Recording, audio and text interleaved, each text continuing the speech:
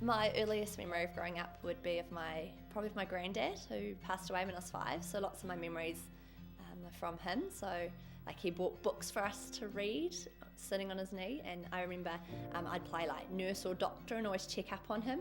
And I also remember like lots of family picnics and stuff out at Cornwallis. It's like our family place, our beach, I guess. So yeah, I have memories from that, but especially my favourite memory from that time was when we knew Papa didn't have long to go and they wanted to give Tash and I our Christmas presents.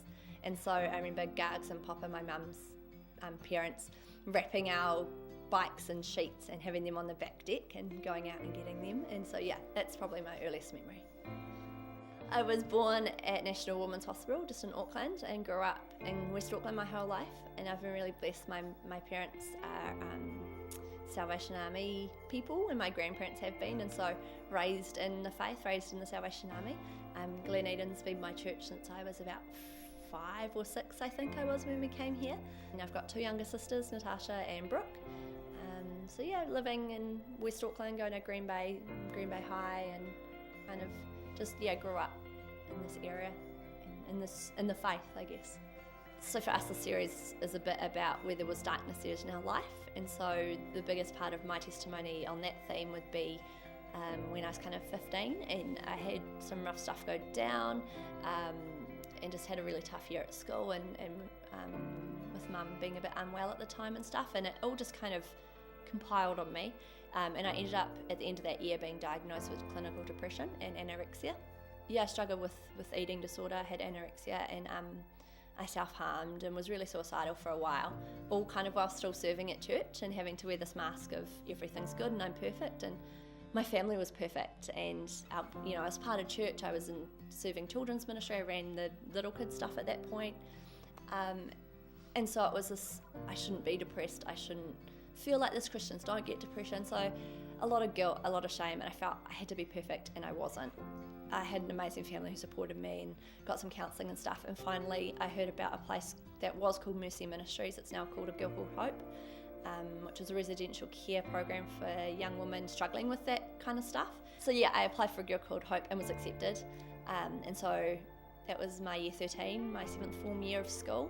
I found out in April I was accepted into the home, but it wasn't open yet, so I left school and just did some interim stuff, hung out with my mum at church, helped with mainly music and bits and pieces, but I also did some youth work, and that's where I fell in love with that. But went into the program in August and then graduated the following May, so I was 18 when I left, and left completely different. So the program is a Christian program, so I knew God was real and all of that stuff, and I knew God was there, but He wasn't there for me. Whereas at that program, every day I would talk about, I'd see counsellors and stuff, but we'd talk about our godly beliefs. So what, instead of the lies and the thoughts that I had in my head, replacing them with the truth of what the Bible said about me and what the Bible said was true. Things like I'm fearfully and wonderfully made, and God has a plan for my life and that kind of stuff. So it was when God really came through, and I graduated that program completely different. Like, even talking about it now, I know that person, she was a friend of mine, not me, is how it feels, because it just completely transformed. I never self-harmed again after being there. Still have times of feeling low and stuff, but now I know the triggers, or I know what indicators are for me that I'm not well, and so know when to get help or know when to slow down, or know when to get back into the Bible, because actually obviously I've left my foundations.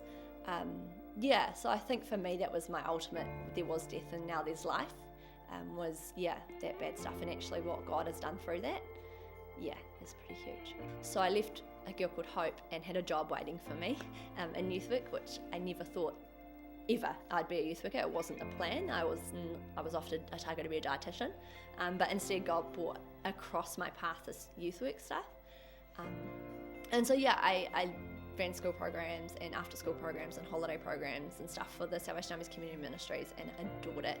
So I did my diploma, and then just a couple of years later upgraded that. So I've just a couple of years ago finished my Bachelor's of Youth Development, but the reason I love it so much is I can be life to young people, and my story can hopefully inspire some young people. One of my favourite verses is all things work together for the good of those who love God, and so like I never thought at the time that hell I was living in of wanting to die, how that would ever be a good thing, and now it's like an awesome thing that I can tell other people that life does get better and there's help and there's hope, and God is with you and hasn't abandoned you because he was there with me.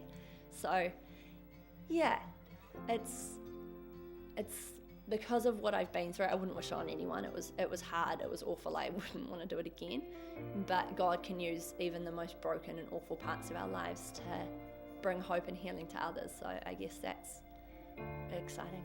It's really exciting. So I guess for me it's easy to get caught in my testimony of the hard stuff I went through, but actually God is still doing a lot in my life since and now. So things like I had an amazing opportunity to go to the International College for Soldiers, which was 25 young Salvationists from around the world got together in London in 2012. It was a really amazing opportunity to grow my faith, but then I came home from that and got engaged, and so I got married to Caleb, who's just incredible and such a blessing, and then a couple years ago now, 18 months ago, we had little Noah, who is a flippin' firecracker, but he's just like the best thing, and just the blessing that he's been to my life, that I always wanted to be a mum, but I was always scared because of the anorexia and stuff, it might never happen, and every day I'm figuring out what it means to be a wife and a mum as well as a youth worker, and what it means to be a parent and how to raise someone else in faith, like my parents raised me in faith. So yeah, how do I teach my son what it means to live, and not by my words but by my actions. Same as with my young people, I don't want to preach, I want to live it and have them see me. So my faith these days is hoping a lot more practical, not such head knowledge, but I really want it to be heart. So my week looks like being a mum, and getting to bring my kid into my ministry a lot. So the last few weeks I've had Noah at school with me, so I work at school as part of my role at church. I work at Green Bay High School every Tuesday, where I get to mentor young people, and I run a Live for Tomorrow project, which is around promoting positive mental health in our school.